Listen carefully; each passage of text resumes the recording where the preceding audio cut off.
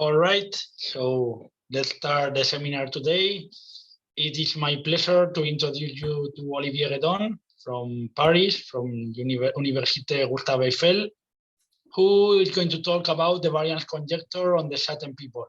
So whenever you want, Olivier. Okay, thank you very much for the invitation. I'm sorry I was not able to come to Saragossa. It would have been a pleasure, but okay, I didn't have time to move out from Paris during a few days. But this is a pleasure to be here and to speak to you about this joint paper with Benjamin Dadoun, Mathieu Fradelisi, and Pierre-André Zit. So this was our work of last year when we were stuck in our lab and were not able to travel anymore. So we worked, all four of us. So let me speak about at the beginning a general setting. So we have X, a random vector, which is so. Also feel really free to interrupt me. I don't see you. I'm not used to Zoom, so I don't see you. So please interrupt me if there is any questions. Okay. So you have a random vector uniformly distributed on a symmetric convex body. And you take so this is a symmetric convex body in RD. You take F, a smooth function,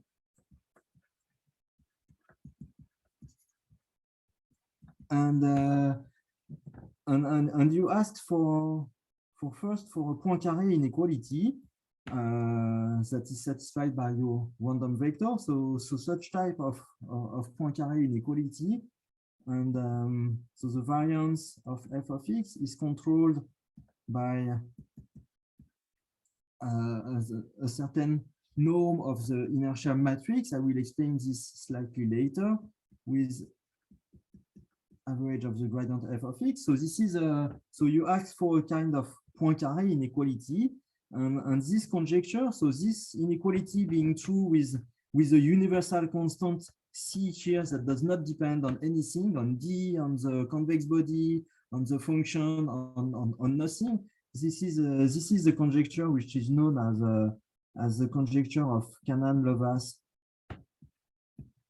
and Szymonowic.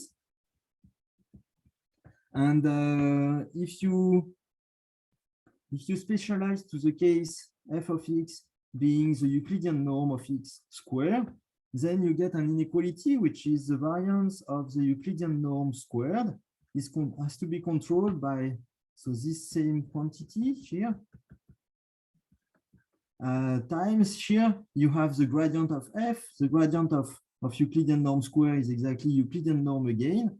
So you recover an inequality like this. So this is what you ask for, and this is known as the variance conjecture.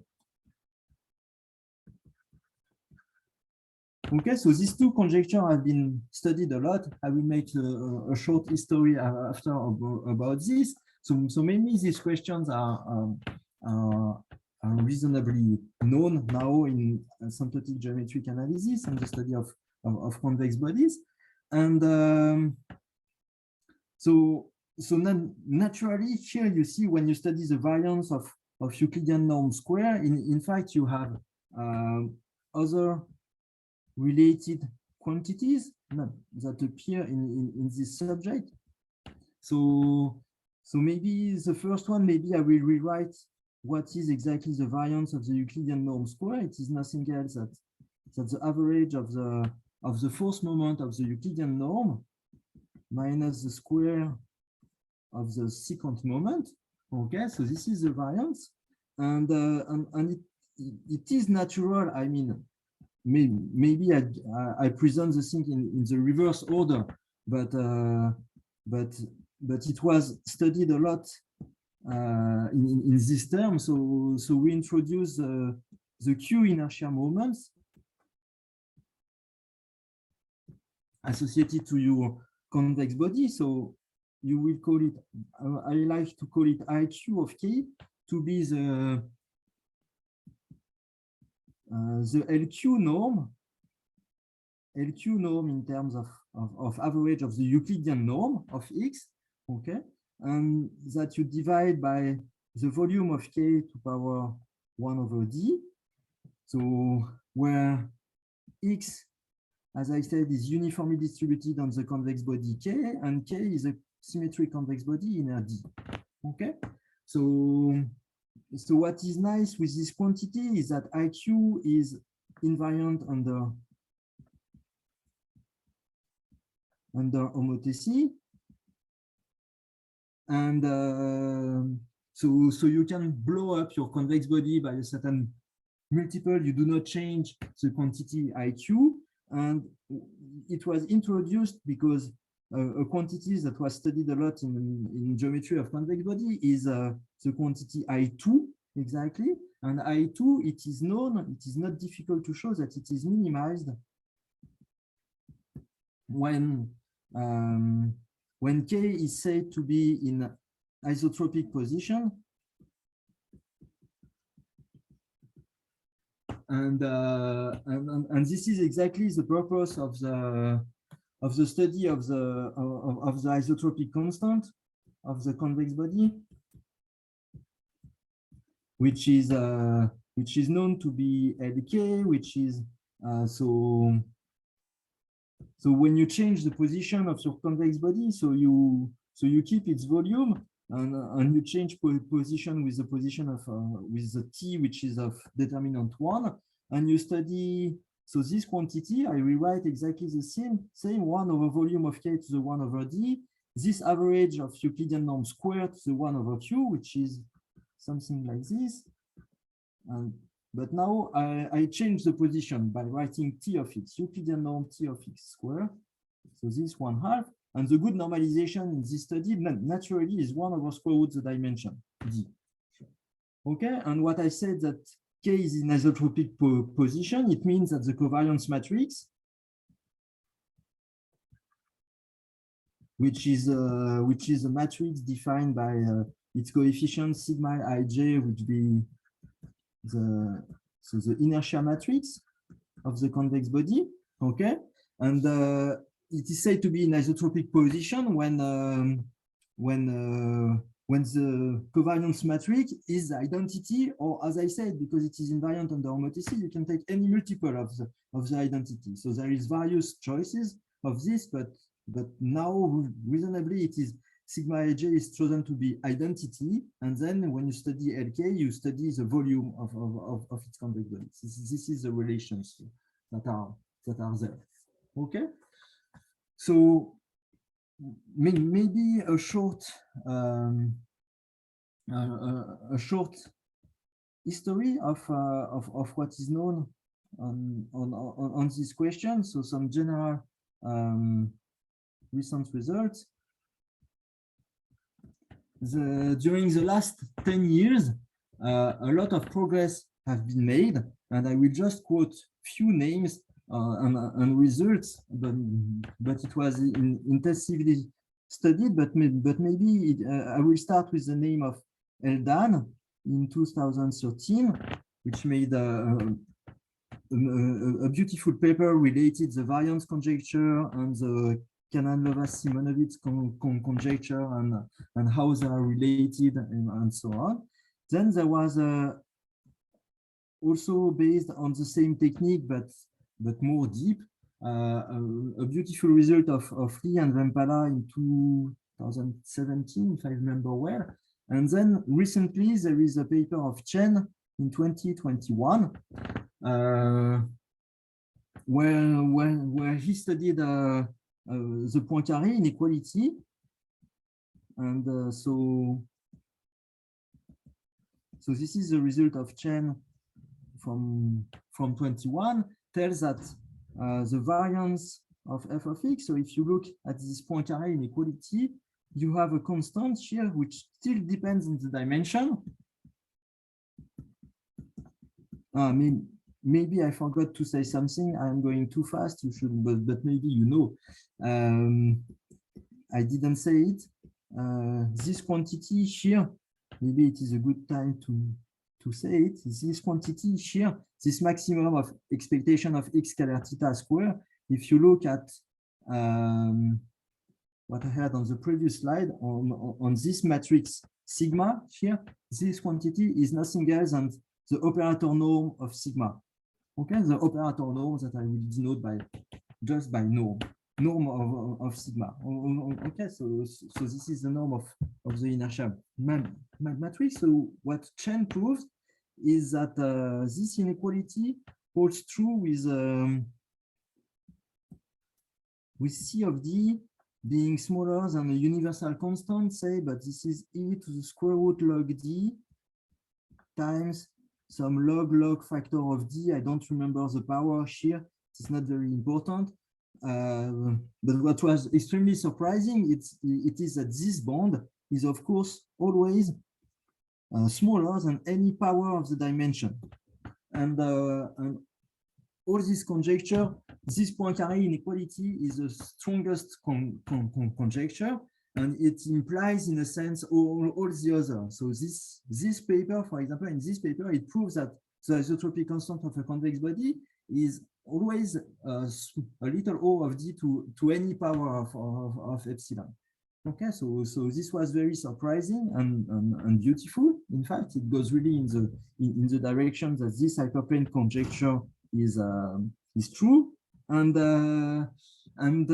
about the variance conjecture, maybe I will claim it like this. And there was a very recent work of Clartak and Lehec. I don't know if you saw it on arXiv, but it is a week ago. So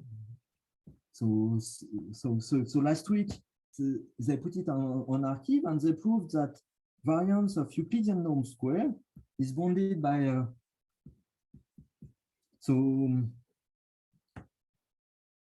this quantity, when X is isotropic. So they prove that in isotropic position, you have such an inequality where C prime of D is smaller than a constant times log of D to power 4. So this is the result that they proved last week. And indeed, and after this, using Eldan's result, in fact, from 2013 here, they got Poincaré. In fact, you can deduce with Poincaré with you just lose another log factor. So with C of D being smaller than a universal constant times log of D to power 5. Okay, so this is a brief and very short history of what we know in this setting, in the general setting. So you see, we are at the level of log factor. So it goes really very much in the direction that all these conjectures are maybe true with universal constant. And I found that this is very nice and beautiful. Okay, so now what am I speaking about today? So are you still here? Do you hear me? Is everything fine? Just very good. Yes. Because I remember that I was following a seminar once, and the speaker didn't realize that he was not online anymore. So okay, very good. Thank you. So what are today? I want to speak about the Schatten p-balls.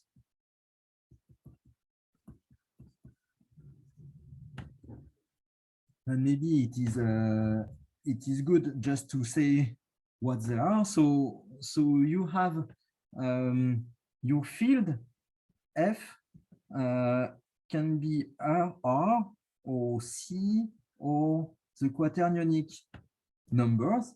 Okay, very good. This is just because in this series they work in all this field, and it gives different ensemble of matrices.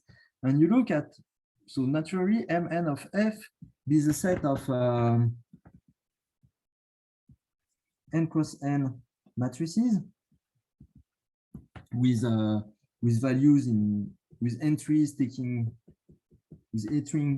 taken from your field F, okay, and you have naturally the natural Hilbert structure that is associated to it is, as usual, the Hilbert-Schmidt norm of T, which is given by the Hilbert-Schmidt norm is the trace of T star T.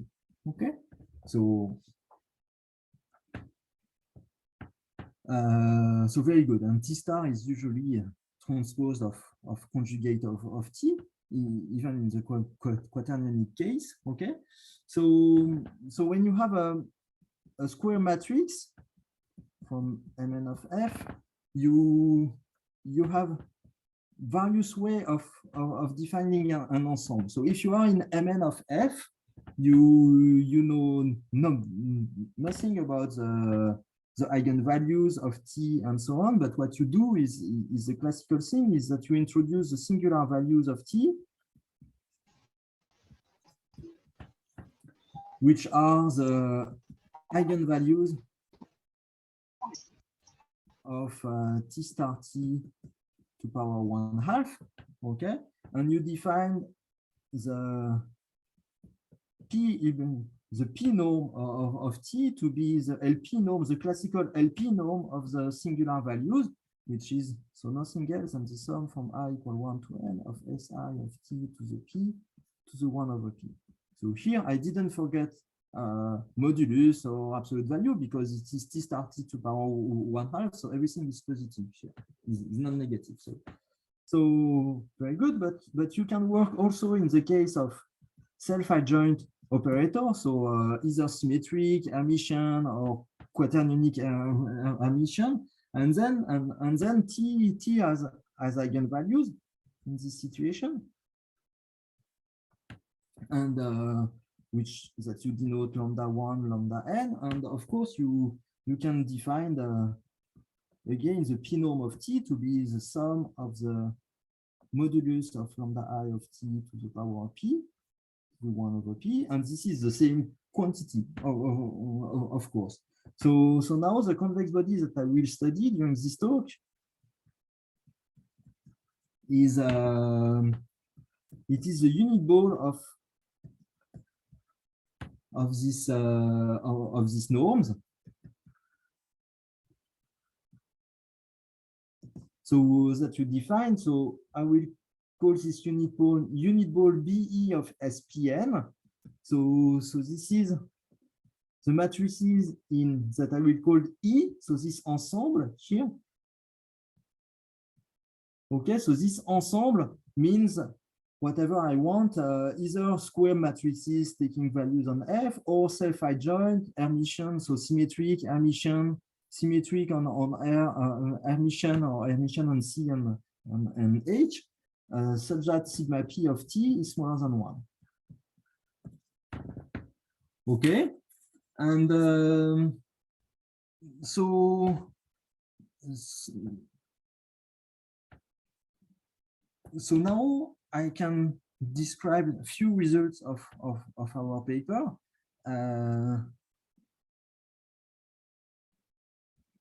So the first theorem is the following. You take any P between 1 and infinity. Okay. You look at for every Q positive, and you look at the limit when n goes to infinity of the quantity. So this Q inertia moment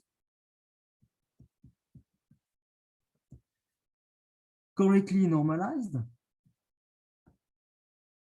by square root of dn. So this is the correct normalization here.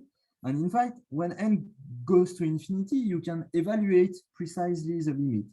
Exponential 1 over 2p minus 3 over 4 of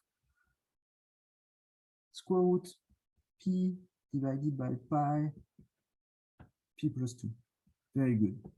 A very precise limit. So here, comparing to the general inequalities that I described before, where there were absolute constants everywhere and you just wanted inequalities and so on, here you can really surprisingly evaluate precisely the limit as n goes to infinity of this quantity.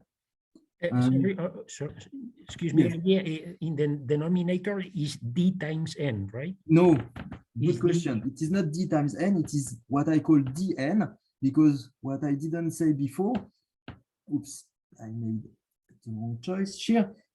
Of course, all this ensemble, you see, if you work in Mn of R, the dimension of your space will be n squared.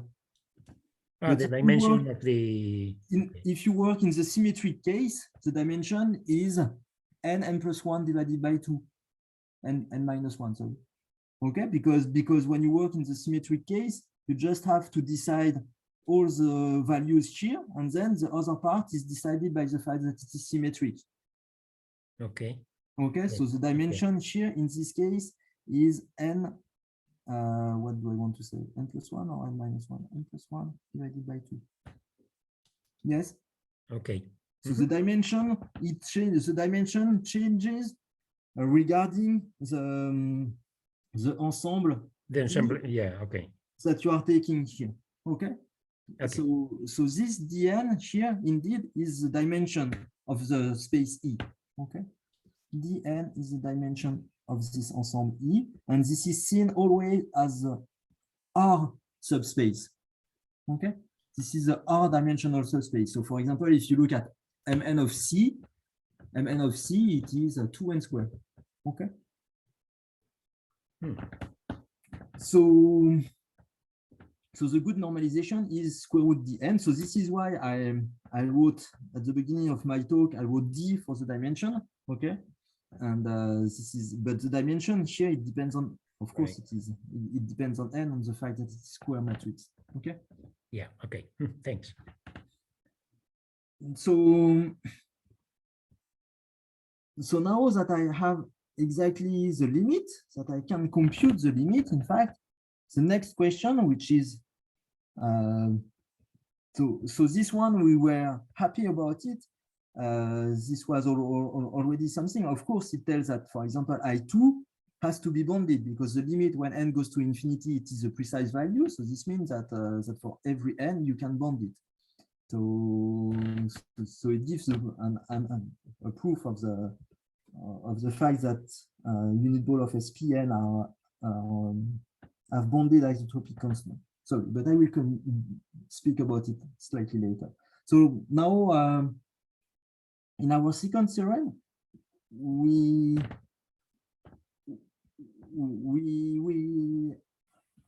have to work only in the space of real symmetric matrices, or we can work also in the space with complex Hermitian matrices or quaternionic Hermitian matrices. I mean, here we have to work in the case where the matrices are diagonalizable and where they have eigenvalues, in fact, that you know. So you equip this space with a P norm, as I made before. Okay, so this is the Schatten ball, but I have a restriction that I don't like here, but it is here. I will explain later. But this is for P larger than 3. Okay, unfortunately. Then we have, in fact, not only the limit, but we are able to evaluate the second term in the asymptotic expansion of this.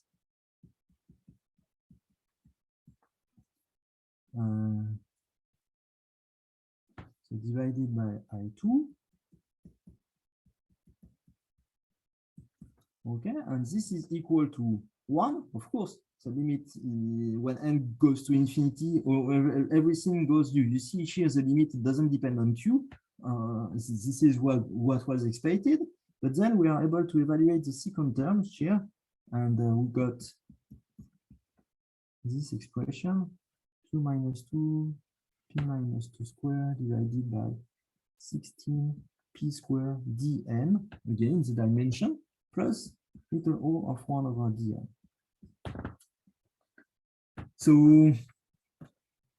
So maybe it is a good time to write the corollary, which is related to the title of the talk. It is that now, once you know that this asymptotic expression holds true, you see that for n large enough, okay, then you can show that the variance of the Hilbert-Schmidt norm of t square will be smaller than what you will have here is nothing else than 1/2 of the norm of sigma times the trace of sigma, where sigma is the covariance matrix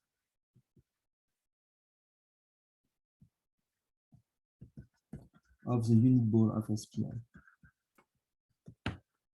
Okay, so maybe I don't know how to make some comments, but are you familiar with the relation between the corollary and the theorem, or you want me to say a word about it? Maybe a short word. Maybe. Maybe a short word. Okay. Just to recall you, variance. I hope I will have place here. Variance of Euclidean norm square is nothing else. I said that average of Euclidean norm to the 4 minus average of Euclidean norm square. Okay, and the question is to bound it by a constant times the operator norm of sigma times we said average of Euclidean norm square. So this is the variance conjecture to prove this, that there is a constant here. Okay, so now how to say, you see you have problem of homogeneity here. IQ is related with average of Euclidean norm power q to the 1 over q. Okay, while here you have average of power 4, but it is not power 1 over 4. Okay, so this is natural to divide here by average of Euclidean norm square. So when you do this division here, when you take this term and you take it out, so maybe I will can I erase? Yes, I can erase. Look, I erase this because now it will be false. And I said that I divide by average of Euclidean norm square, but the square of it. Okay, I divide by this, I replace. Now I divide by this square, and then I got here minus 1.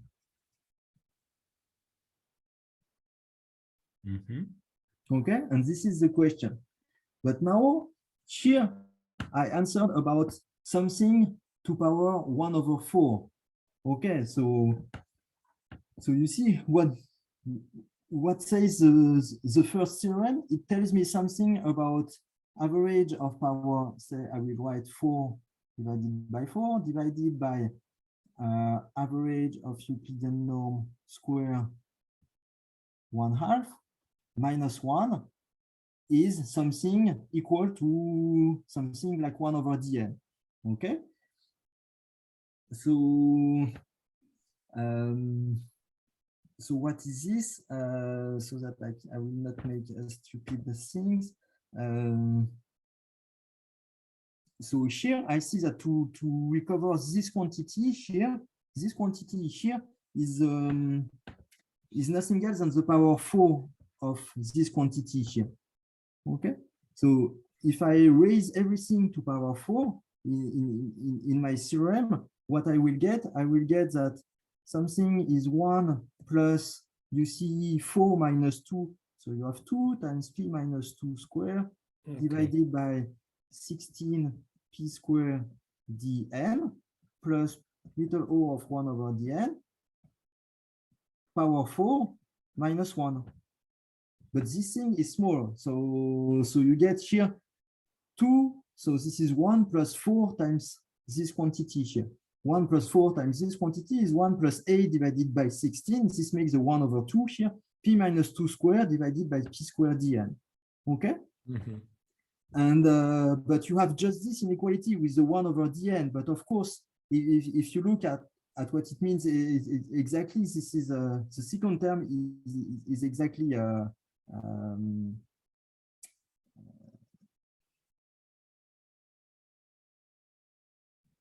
yes. The second term is exactly, there is a dn which is here, but this is exactly the inequality between the trivial inequality between the fact that what is smaller than dn times the trace. This is the trace of sigma is smaller than dn times the operator norm of sigma, something like this. Okay. What I'm saying, just the conclusion is just Okay. Yeah. with trivial inequality like this. Okay. Okay. I see. So Yeah.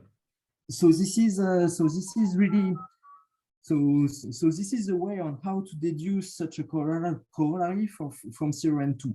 Okay. And another point that I want to emphasize here is that in this ensemble E here, this ensemble, they are not isotropic. It is known that they are not in position to be isotropic. They are close to be isotropic, but distance to the isotropic case is not easy to evaluate. And it is known that they are not isotropic. So here we are really dealing with the situation in the non-isotropic case, but we prove a very strong result. In fact. Okay, so maybe about the Schatten class, I will make some history maybe during the. So my goal now is to present the proof, at least the strategy of the proof of this result, and during in the strategy of the proof, I will explain where the history, how it was introduced, how all these tools were introduced. Okay. So the first step is reduction to integrals over Rn first. Okay, so let me write a first formula that is very nice. When you compute the integral over the unit ball of SPN, okay, of certain function which depends only on the singular values. Okay, so whatever function you want, but you want a function which depends only on the singular values of t. Okay, then you can write it as a certain constant Cn, that you have a precise formula about Cn. It is related to volume of unitary operators, but you have a precise formula in terms of gamma function of f of x times little f abc of x dx, where f abc of x is equal to a certain van der Monde determinant of xi to the a minus ej to the a, everything to the power b, product over I of xi power c. So this is known as a Veil change of variables, and it was really developed a lot during the 50s and so on, and there is and since it was related with various work in random matrix theories, it was used everywhere. And my good reference about this is a book of Anderson, Guédon, and Zeitouni, where they wrote a lot of things, and the name of Alice Guédon will reappear later. So this is she worked a lot on this subject. So this is the first step in the reduction, and this was and historically this observation, but not only this observation. After the computation was it was done by Jean Saint-Raymond in 1984 in a paper called I translate in English, but it is written in French, Volume of Classical Operator Ideas. Okay, so in a sense, he emphasized the relation between the, he wanted to compute the volume of these unit balls of SPN, and already to compute the volumes, it requires you take f equal 1 everywhere, so it requires to compute this integral of a BPN of this function here. And here you leave the world of log concave density. With this van der Monde in front, you do not have any more log concave density. So this creates for us, at least in our knowledge, a big problem.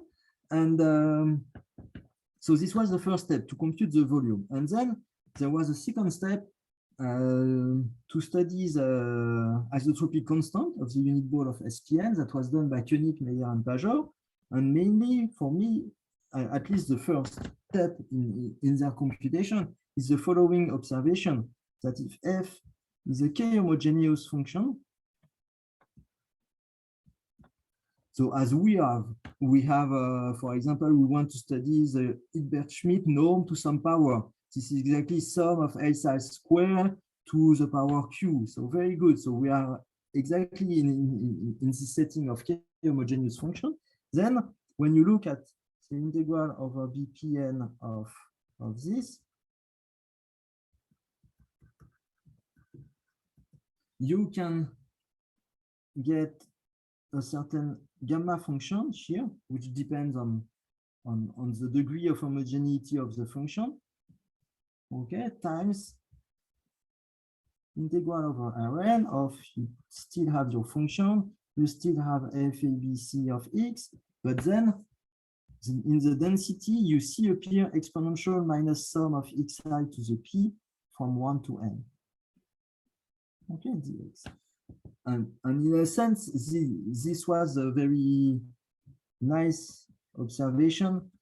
And of course, it requires some work after to prove that the isotropic constant is bounded, but this was the way of organizing the computation. Okay, so isotropic constant of the Schatten base.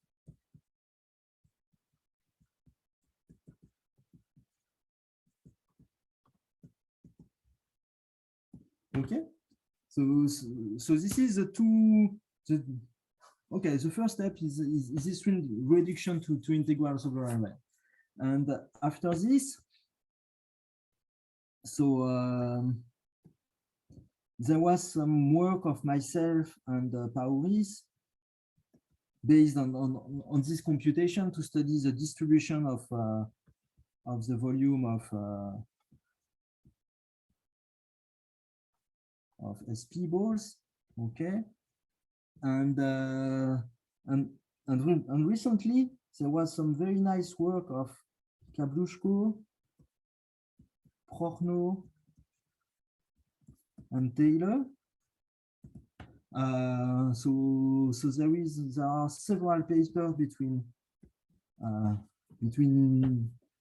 2018 and 2021, and they made a very nice link that I would like to describe with large deviation